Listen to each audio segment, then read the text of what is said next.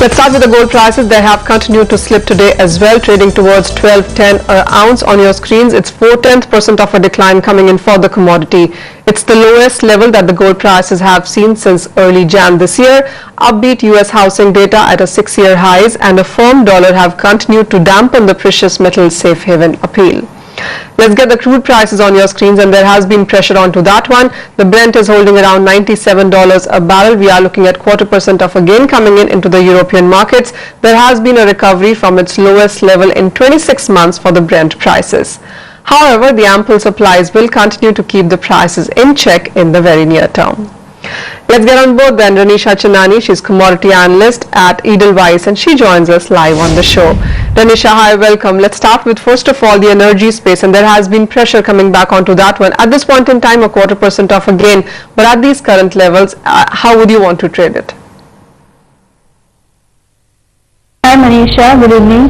If you look at commodity space, it is dancing to the dollar's tune as dollar is continuously strengthening. I'm talking about the dollar index. It is at the 6-year high level against yen and 2-year high against euro.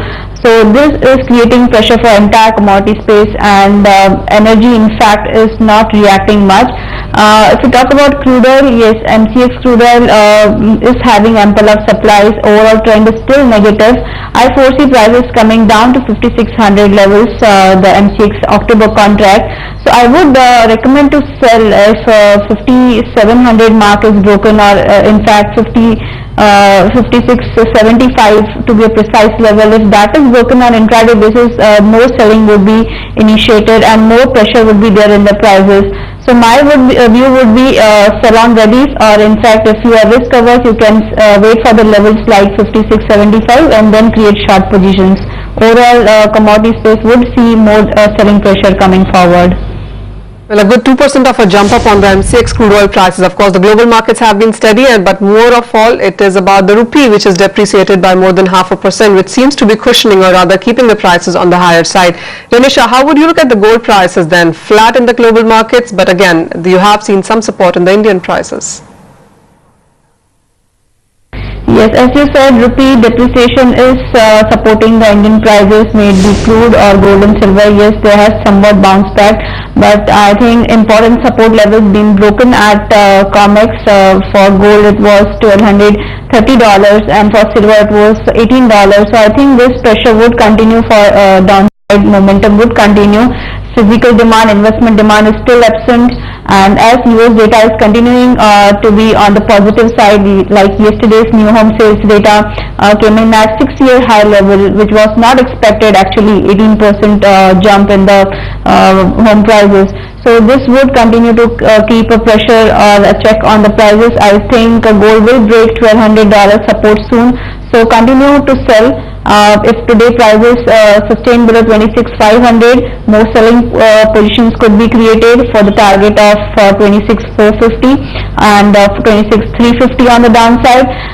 For silver, if you look at, if it sustains below 39,000, selling could be initiated there also. There I'm expecting a target of 38,000 and stop loss could be capped at 39,500 on the positional basis.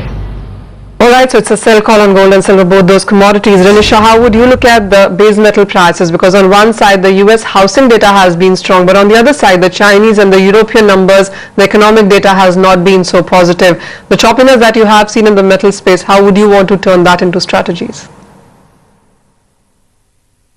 Yes, base metals have been trading choppy because there is a consolidation phase and a tug of war going on, as US data is continuously supporting the prices, and on the other hand we have seen the China's economic data has been very negative, may it be the manufacturing data or the retail sales data or industrial production data, all have created pressure on the prices.